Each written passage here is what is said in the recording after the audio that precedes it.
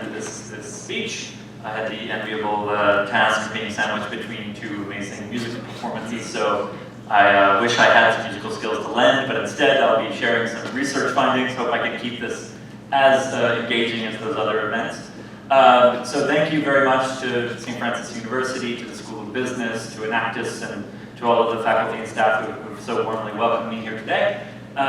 So I'll be speaking today, this evening, about, in a kind of more almost 1,000-foot level view of gender issues across the sub-Saharan Africa. I will not be addressing Guinea in particular, but many of the issues and topics I'll be discussing are relevant to the Guinean context. So I'll be presenting, I'll walk you through what I hope to present, and then of course there will be time at the end for questions or comments that you might wish to add to the discussion.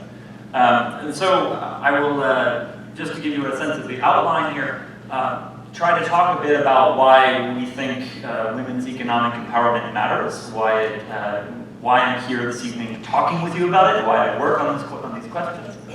I'll also talk a bit about what my team does at the World Bank, the Gender Innovation Lab.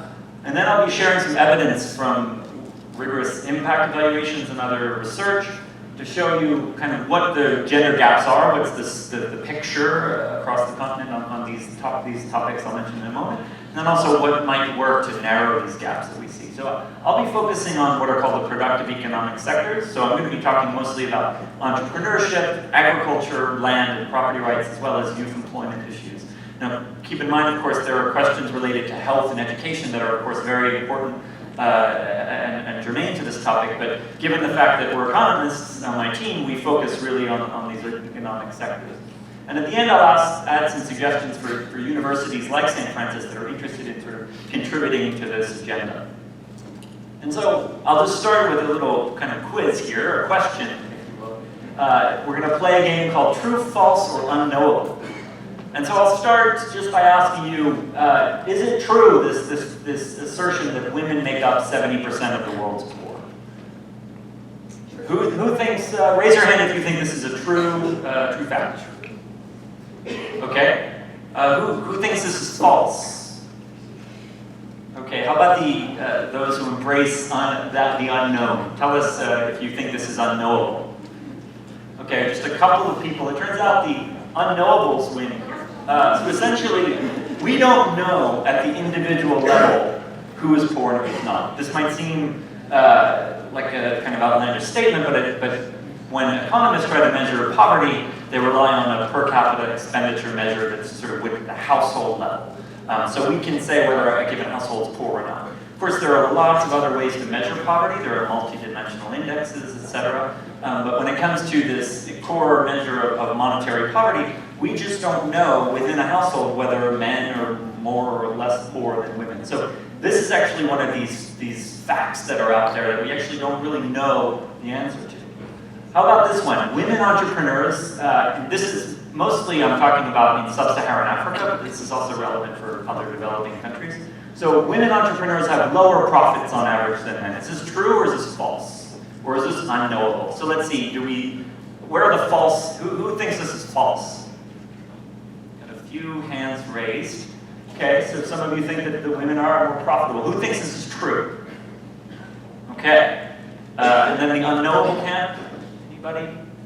Okay, so it turns out this is true. On average, and we have lots of evidence that from a range of contexts to suggest that female-owned enterprises, so women running a small fruit stand, to women running large businesses that hire 20 or 30 people, on average they earn less than male-owned businesses, and they work in less productive trades and sectors. So this is an important point I'll come back to later in my remarks. Here's another one. I won't sort of force you to answer this one again, but this one you see very often in the kind of popular press and policy literature. Women perform 60 to 80% of the agricultural labor in the developing world. So this one, it turns out to be false. So the best data that we have to define to what extent women are involved in agriculture in sub-Saharan Africa suggests that there is kind of parity, that more or less women work almost as much as men in agricultural labor. In some contexts, though, the number can exceed 60%. And then finally, this one I'll just immediately tell you is the truth. Women farmers in the developing world have lower access to productive agricultural inputs, including land and ag. So that one's true. So maybe you think, okay, well, why does this matter? Okay, haven't we heard enough about this discussion, this debate? We've covered the, I think some of we've made strides in terms of equality, and equality for equality's sake sometimes isn't always what we should be aiming for. Well, I mean, beyond the basic argument that it is the right thing to do, that if you think that just by virtue of being born a man or a woman, you shouldn't face discrimination, you shouldn't face differential access to certain things, that alone, and I think this might resonate with an audience that's educated by Franciscans, that alone should be a compelling reason enough to care about the issue. But because I work with economists and I have to convince people that economic costs matter, we have to draw in some extrinsic sort of more opportunistic, if you will, arguments to show that it's also the smart thing to do from a policy perspective and from a sort of a general welfare perspective. And so in developing countries, there are a lot of these what we call market failures, some misallocation of resources. And then this also extends to the gender dimension. So we have women who are, say, working in certain domains where they'd be more productive and better than men in other domains. And these actually lead to inefficiencies. And these inefficiencies generate costs. And these costs matter for welfare of the household and the family. They matter for the community. They matter for the countries at large that we're talking about.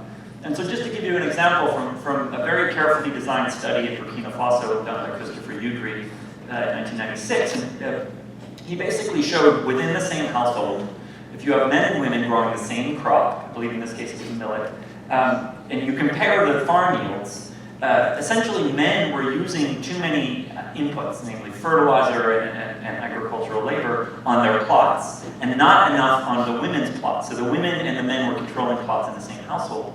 And so essentially they were using so much of this fertilizer, it was diminishing their yields. So, and if they had just reallocated some of the plot inputs that they were using and put them on their female plots instead, you could actually generate more farm yield for the overall family, or overall household. And this is on the order of 10 to 30%. And that might seem like a small fraction of yield, but when we're talking about households that literally rely on their food production to feed their families each year, this is a big gain. So regardless, despite all of these compelling reasons why this might matter, we still have a big gap in terms of what works. And so I'm going to stand here before you today as a representative of a big institution that likes to talk about knowledge and policy solutions. But I'm also going to stand here and tell you that we don't know a lot about what works. It's really, it might surprise some of you, it might not surprise others in this room to learn that a lot of the burning questions in development in general, let alone this gender question, haven't really been answered. So we don't even know the best way to get people out of a poverty trap, etc. And so what does my team do here? So our team at the World Bank, we're trying to figure out essentially what works and what doesn't, to narrow these gaps in gender gaps that we observe, but also to boost overall welfare for the households. We care about the kind of material and other types of well-being of these individuals, these people, essentially, we're talking about. And so what tools do we have in our toolkit to do this? So first, we do a lot of what's called inferential research, sort of your bread and butter cross-sectional data analysis, qualitative research, a lot of field work to understand what are these constraints, what's driving the reasons, what are the underlying reasons why we observe these phenomena. And then what we're next, I think what makes up the largest share of our work is these rigorous impact evaluations. And I'll tell you a little bit more about what I mean by impact evaluation, and we mean it in a specific way because to us it's very important to get a causal estimate of a program. And so we're doing about more than 50 of these across 20 countries in sub-Saharan Africa. And basically, as researchers, we partner with academics and partner researchers elsewhere. And on the implementation side, to look at the impacts of programs, of interventions, we partner with governments, with NGOs, with donor partners, meaning the US government, the UK government, etc. We also partner with businesses. We're working with a bank in Kenya, another rural credit bank in Ghana. We try to reach out also with the private sector, because I think that there's a sort of, when there's the good convergence of interest there, that you can really generate some useful knowledge that's relevant for the private sector and for policy. And so, why are we doing this? We're really trying to influence decision-making at the high levels of the World Bank's annual meetings with finance ministers, and at the decision-making level of a program manager who runs a small NGO in a rural area in sub-Saharan Africa. To date, we've influenced more than $600 million in World Bank operations, so these large-scale projects. I work on more than one impact evaluation of a project that has more than $100 million in lending. So these are big loans. And so that our pitch to sort of the higher ups is that essentially $1 spent on research translates into $46 of influence on these programs. And this is what we're really trying to get at, is trying to change the way that programs are implemented. And so this team of researchers we have at the bank, mostly economists and trained social development, sort of social scientists. We work with academic partners all around the world, including in Africa. And again, we try as much as we can to involve the project teams, the implementers, in all stages of our impact evaluation design. So I've mentioned for you the 4 thematic areas that we work on. And so I'll just, before getting into the evidence and giving you a tour of the evidence, I'll take a step back and just sort of maybe have a thought experiment here. So let's imagine we live in a world where there are 2 types of people. Okay, so there are those who know, and then there are those who know that they do not know. Now, myself, my team members, like to place ourselves in that second bucket. We're essentially agnostic on questions for which we don't have a firm answer. So if you come and ask me, what's the impact of, something as simple as building a well in a village on household welfare, etc. I'll say that is pretty obvious. You'll improve people's access to water, etc. But we actually, believe it or not, don't have really solid evidence on what the changes are. What are the patterns of behavior that change? Do people start, does it improve hygiene? Does it improve sanitation, etc.? So there's actually, we're almost not 100% certain sometimes about the impacts of certain things. And so from this position of ignorance, if you start from this position of, I don't know, let's find the answer, there are a few tools you can try to use. So we have monitoring, and this is, for some of you who might be sort of familiar with the program management jargon, we have monitoring, we have evaluation, and we have what's called impact evaluation. Sometimes you'll hear this referred to as impact assessment, etc. And so what are these things giving us? All right, so monitoring is essentially giving us useful information about the ongoing program that you're working on. And so I'm talking about, of course, development projects, but of course monitoring is something that's part and parcel of a lot of different operations, businesses, etc. So you want to get a sort of daily temperature check of how things are moving, what's going on with your program. And so you're measuring lots of different inputs and outputs and outcomes that you're looking at. Now, evaluation is kind of taking a look at the processes underlying it. So the first monitoring will help you answer whether the project's doing things right. And I realize that's incorrectly used that adverb, but is it doing things correctly? Is it doing things the way you really are anticipating or hope? Evaluation gets at this question of whether you're doing the right thing. So what we often refer to as process evaluations, where you talk with the stakeholders, you talk with the beneficiaries, you talk with program managers, you write a report that you sort of gives maybe a stylized picture of what you think might be the case. Now, I think that these two elements are critically important for any successful program, but for things where you're spending millions of dollars, hundreds of millions of dollars, if you don't really know what the impact is, then it begs the question, why aren't you measuring it, right? So I'm not here today to tell you that every program should be subjected to a rigorous impact evaluation, because these things are very costly.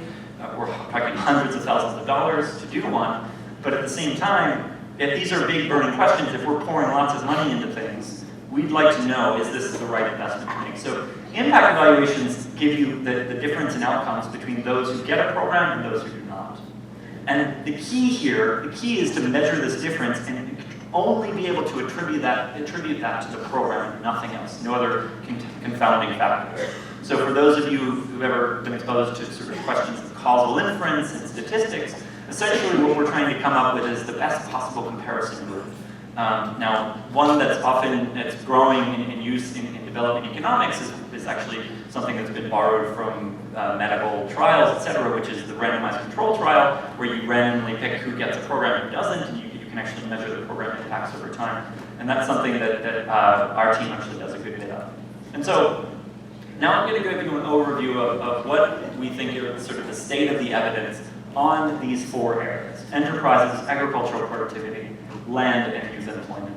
And then I'll also give you, in addition to these stylized facts, some of the evidence that our team has been generating and other researchers.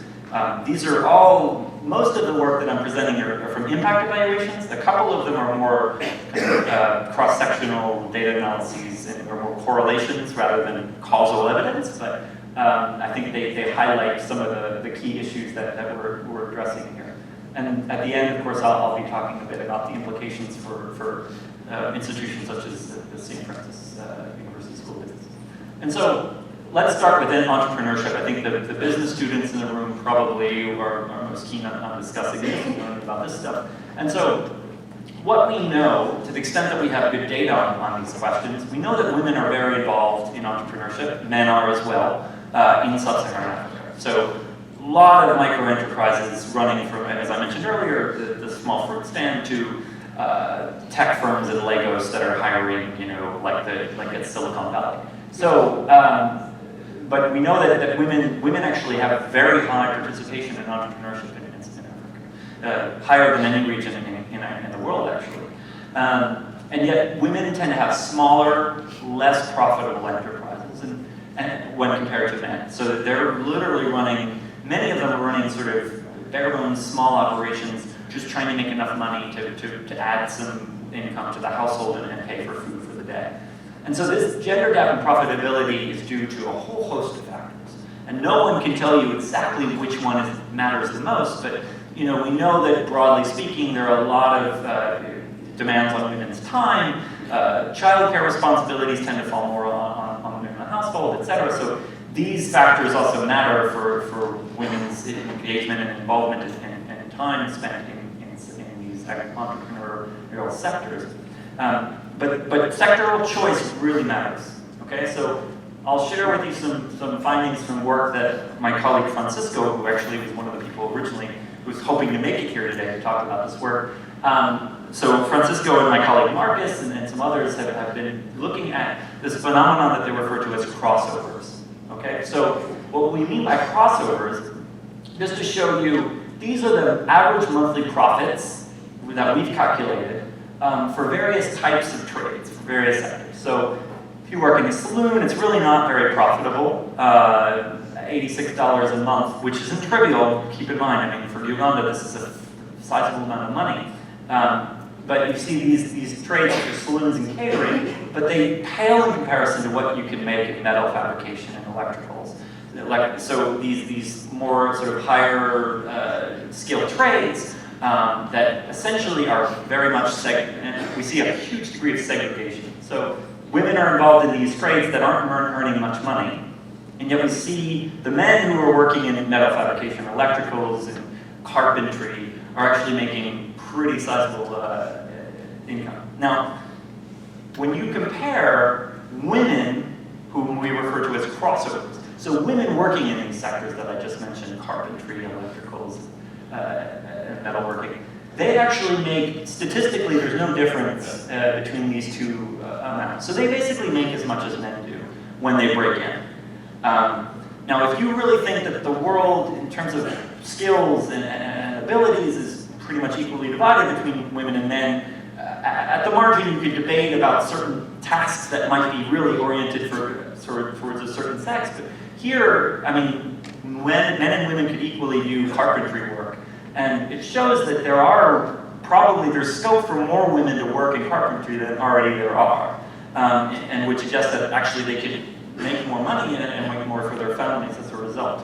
And so that finding basically leads us to a few conclusions. I mentioned this idea of sectoral segregation. If women end up choosing job paths and sectors that don't make much money, they're not going to be able to make much for their family. And so in terms of the lessons that we've drawn, and this is work from not just Uganda, but we've also done similar work on this question in Ethiopia, we find that two things could matter in particular. So education on profitability of sectors. A lot of people just don't know which type of trade would be best to join. They just do it, they do maybe what their mother did, or they just follow whatever sort of has been traditionally the path that they've followed. And so the question that we're trying to look at in our work is to see whether providing information on the relative gains from these trades might change decisions. Interestingly, just as an aside, I believe in East Africa, I know that there was an experiment done where parents were told what the returns to education were if they were to keep their kids in school longer. They said, look, if you keep your kids in school longer from this date to let's say, complete high school level, on average, this is how much more they expect to make. And parents didn't think about it in these terms and decided, and just providing that information actually led parents to keep their kids in school for longer. And so education might actually help on this front. And then in terms of engaging men, one of the findings that seems to be common across both Uganda and Ethiopia is that those women who did cross over were induced to do so by a male relative. So it's either their father, in the case of Ethiopia, or an uncle, who had information about the trade, who had been involved in the trade and said, look, you can do this, I know you're capable of it. And so are there policy levers that we could sort of draw on that would, in a sense, approximate this same kind of relationship in terms of mentorship, apprenticeship schemes for women, etc. And so I'll talk a little bit about some work from impact evaluations that this one is being done by Pascaline Ducal at Stanford and Jonathan Robinson at UC Santa Cruz. And this is a randomized control trial, so this is an experimental setup that was conducted in Kenya, where they basically provided free individual bank accounts with high withdrawal fees. So that makes it a little bit, in a sense, sticky, and making it a little bit difficult to pull that money out, because you don't want to always be pulling money out if they have high withdrawal fees. And so these accounts were set up in the names for these female vendors, small vendors in markets, as well as male bicycle taxi drivers in Kenya. And so the program basically had a big impact, but only on the women. It turns out that by providing these individual bank accounts to these women, we see increases in savings rates, expanded business investment, and increased private expenditure. And private expenditure, to economists, that's code word for welfare. That means they're buying more stuff for their families, and they're sort of helping them to smooth their income and deal with shocks. And so these similar effects were not observed for men because maybe these men already had access to these financial products, or they already had ways of saving and storing their money that they didn't necessarily kind of need. So this is suggestive evidence. Keep in mind this is from one context, so we still have to dig further into these questions, but it suggests that women actually might have a preference for these types of formal accounts that they can retain and hold on to for themselves and for their families. Now, it looks like, there was also an experiment. You may be hearing lots of interesting work about cash. There are a lot of, on the experimental side, but also in terms of project implementation, giving money to people actually might be just as effective or more effective than other types of interventions. And so some researchers looked at giving cash to entrepreneurs in Ghana. They had built on work that they were doing in Sri Lanka, and they gave it to men and women. They also gave to a randomly selected subset these in-kind kind of inventory transfers for some. And so they wanted to see what are the returns to doing this. And by returns, they mean what profit differences do we see once we give some cash to entrepreneurs. Turns out that when you give the cash to the men, their profits expanded. They were boosted. But for the female entrepreneurs, it didn't happen. And they just didn't grow their businesses, profits did not go up. However, with the more higher performing businesses, you could imagine that there are, if you kind of look at a typology of types of firms, maybe there are certain firms that are really just bare bones, trying to scrape by to make enough to live. And then there are the kind of what might be referred to as the gazelles, the more entrepreneurial types that really are trying to have a growth mindset and trying to grow. And when you provide in-kind inventory to these firms for women, you see big improvements on business profits. And so we think that this is partly due to pressures that women face within the household to share resources that might not also sort of be a factor for men. And so providing cash to women it might be more difficult for them to protect those resources or keep them for household, schooling and health expenditures for their children. Whereas business inventories might be less likely to be captured by family members, etc. And so I think this is the last example that I'll mention on entrepreneurship. I am cognizant of the time we have about, so just sort of keeping track here. This one I think is kind of exciting, and I think that the business school crowd might find this interesting, I hope. This is joint work, so our colleagues on our team have been doing this with a gentleman named Michael Fries at the National University of Singapore, who is kind of a pioneer in this field of entrepreneurship. He's developed a personal initiative training that I'll get into in a moment of what that means. But basically in Togo, off the Gulf of Guinea, off the coast of West Africa, we were working with medium and small scale enterprises and separating them into different groups. So 500 of them actually received basic, what's called business edge. This is the World Bank's IFC sort of managerial training. So this is accounting and cash flow management, some training on marketing, etc. So this is a kind of core, this is what you would provide a training to in a developing country context. This is often used as a training tool. And so 500 other entrepreneurs instead received this personal initiative training.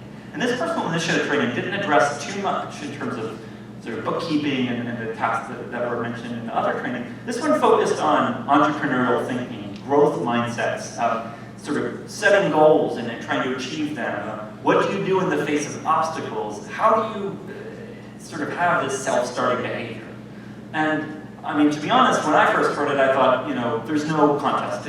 That training is not going to really generate much. You're not going to see much on that. It's sort of, lots of concepts that might seem abstract to the audience, etc.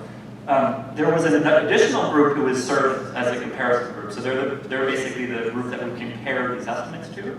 And we essentially are finding that this personal initiative training, which teaches what we're calling up here non-cognitive skills, the sort of soft skills, grit, determination, that really we're finding matter for business performance, success, etc. That these types of trainings actually led to bigger gains for women's assets and business investment when compared not only with the control group, but also with this standard managerial practice training. So the evidence, which I haven't really covered too much today on training, is that surprisingly a lot of business training programs in developing countries just don't work. People are getting abstract or sort of difficult concepts that they just don't have perhaps the training and education to fully absorb and internalize. And a lot of the kind of very precise details about bookkeeping that might work in a more developed country context don't seem to resonate with certain audiences. So we're actually, this is promising because it's showing that maybe a different type of business training might work. And so this is an area where I feel comfortable at least giving you a very tentative list of what works and what doesn't. Keep in mind, we're talking about a few, half a dozen, 10 studies or so far that are using these methods where we think that they're credible enough and they've provided sort of a high enough standard of rigor that we can trust that these are results we can hang our hat on. And so those that are shown to sort of have some promising effects are particularly these savings accounts interventions I mentioned earlier, and providing the in-kind and large-scale cash grants. So these really are helping narrow these gaps and helping women entrepreneurs grow. Those with more mixed success, which I haven't gotten into microcredit, microfinance, but there's actually a big debate happening in development economics right now about the strength of that approach. It seems as if a lot of the microcredit programs are leading to some small changes at the margins, increased consumption, et cetera. But when it comes to business growth and investment, a lot of these firms, it seems, aren't necessarily, it's not as if credit is the constraint that is preventing them from growing. There might be something else at play. The one with more sort of mixed results is the standard business training programs. Those where we're not very keen on that. The one I mentioned earlier is this interesting twist on that holds a lot of promise. And then those areas where we really don't know much is, does it matter to be a formal firm? So formalizing a business, in this country, of course, if you want to you really need to formalize and pay your taxes and such, but in a lot of developing country contexts, it's very common to have informal businesses. There are some who think that these businesses should be named formal, and there are others who say, look, these firms are operating under the radar for a reason, they really don't need to formalize for any strong reasons. Another one that I haven't discussed is childcare services. So if we want to help relax the time constraint that women face, this is an area that we're testing and seeing whether the provision of rural childcare might help these women work more on their businesses and work more on their farms. So now I'll talk about our findings on gender and agriculture in sub-Saharan Africa. This is work that our team has been doing. I worked on this report with the One campaign called Leveling the Field, where we try to document the size of gender gaps in agricultural productivity in Africa, and then what maybe we sort of can do to address these gaps. And then we also have work that we've been doing with the UN, with UNDP, UN Women, looking at the costs of this in terms of aggregate GDP for these countries. And so when we look at from the plot level data that we have comparable data from these countries, these 6 countries in sub-Saharan Africa. We see that there's a pretty clear picture that men just grow more per hectare than women. When you look at values of output, value of the, even in terms of kgs, kilograms, I should say, or across the board, you just see that women grow less per hectare than men. And so when you actually, this is just a simple comparison. So Uganda, for example, women grow 17% less per hectare than men. But when you add these kind of regression controls and adjust for the fact that women farm smaller plots of land than men, and that they account for regional price differences, you see pretty wide and large gaps. I mean, we see significant gaps in Tanzania from 23%. They range all the way up to 66% in Niger, which is a huge, huge difference in terms of aggregate productivity. And so women are very involved in agriculture, and yet they're not really growing anywhere near as much as men in certain contexts. And so we need to know, well, what can we do about this? How can we help improve yields for everybody in the household? And so what's driving this gap? We've actually spent a lot of time doing what's called a Oaxaca blinder decomposition to try to figure out what are the contributors to this overall gender agricultural productivity gap. And we see 3 factors that clearly emerge. The first is labor. Okay, so women are using less farm labor on their lands. They're actually also getting less so this idea of returns, they're getting lower returns to the use of labor. That means if a man has 2 people working on his plot and it's 1 acre, and a woman has 2 people working on her plot and it's 1 acre, the man actually gets better harvests out of those 2 men than the woman would. And so that could be due to a range of factors. It could be that women are hiring cheaper labor who aren't as productive.